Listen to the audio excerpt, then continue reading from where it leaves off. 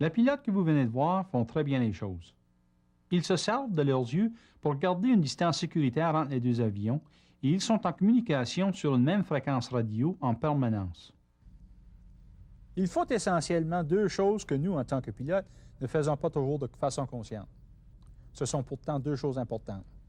Premièrement, ils regardent ce qui se passe autour d'eux au lieu de simplement voir. Deuxièmement, ils entendent par opposition à simplement écouter. Voir ce qui nous entoure fait partie de la réalité de tous les jours. Mais regarder est quelque chose d'entièrement différent. En réalité, il faut beaucoup de travail pour y arriver. C'est une des qualités les plus difficiles à acquérir pour le nouveau pilote. D'ailleurs, la plupart des collisions aériennes ont lieu dans des conditions de vol à vue parce qu'un des pilotes n'a pas vu une situation dangereuse suffisamment tôt pour prévenir l'accident. Le vol à vue signifie regarder et éviter. Et il y a plusieurs façons d'y arriver. Il faut adopter une méthode systématique d'observation de tous les secteurs du ciel. Certains pilotes commencent par l'avant, puis ils observent le ciel d'un côté de l'appareil avant de passer à l'autre côté.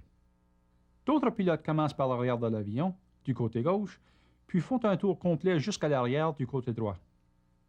Peu importe votre méthode, il faut prendre une approche systématique, fréquente et complète qui tient compte de tous les secteurs du ciel. Il faut aussi prendre le soin de déplacer sa tête afin de voir les secteurs cachés par les obstructions qui se trouvent à l'intérieur de la cabine. Il faut aussi s'arrêter sur chaque secteur, car un œil en mouvement laisse s'échapper des détails.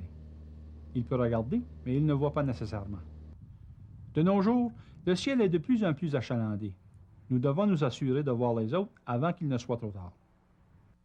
Créé par le Conseil de la sécurité dans les transports, la vidéo que nous voyons reprend les événements entourant une collision aérienne entre un avion Metroliner et un Piper Navajo dans le ciel du nord de l'Ontario en mars 1995. Cette simulation ne peut montrer ce qui a été perçu par les deux pilotes avant la collision, mais elle donne une très bonne idée de la dimension relative des avions dans le champ de vision des deux pilotes juste avant l'impact. Le pilote du Navajo a probablement vu celui du Metroliner et il a sans doute tenté de l'éviter en changeant de cap vers la gauche. Mais il était trop tard pour éviter la collision. En effet, les événements se déroulent extrêmement rapidement en vol. La vitesse de rapprochement des deux appareils a été estimée à environ 12 km à la minute, soit 720 km/h. Il est donc primordial de toujours regarder à l'extérieur afin de voir le trafic. Dans ce contexte, l'expression « regarder et éviter » signifie beaucoup plus. En effet, il faut tout faire pour éviter les autres et il faut s'y prendre de manière active. Dans la simulation que nous avons vue, les deux appareils n'ont pas eu de contact radio, car il semble qu'ils utilisaient chacun des fréquences différentes. Ce genre de situation se produit en particulier lorsqu'il s'agit d'un espace aérien non contrôlé. Ainsi, certains pilotes se servent d'une fréquence IFR, tandis que d'autres se servent d'une fréquence VFR. C'est pour cela qu'il importe de bien voir ce qui se passe à l'extérieur. Malheureusement, le guidage au radar et le rôle exercé par les contrôleurs aériens rend certains pilotes inattentifs, car ces derniers se disent que les contrôleurs peuvent les alerter à tout moment en cas de danger.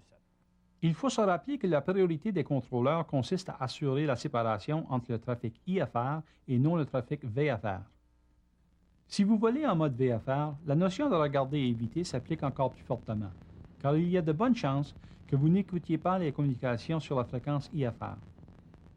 Bien que l'on doive écouter attentivement les communications qui ont cours lors d'un vol, il est également important de respecter les procédures d'appel lorsque l'on désire parler à la radio. En radiocommunication, deux erreurs sont souvent répétées. On oublie de transmettre son indicatif d'appel lors du contact initial et lorsque des instructions nous sont transmises, on répète ce qu'on a cru entendre plutôt que ce qui a été réellement dit. Il est arrivé que des pilotes suivent des instructions qui étaient destinées à d'autres parce qu'ils en attendaient de semblables eux-mêmes. N'oubliez donc jamais de voir, d'écouter et de communiquer. Même si vous croyez que personne n'écoute, vous contribuez à la création du portrait global de l'espace aérien dans lequel vous êtes et que d'autres partagent avec vous. Ce portrait est utile pour tous ceux qui s'y trouvent, car il rend la circulation aérienne plus facile et plus sécuritaire pour tous. Ici Michel Doiron. Je vous invite à être des nôtres la semaine prochaine à travers le nuage.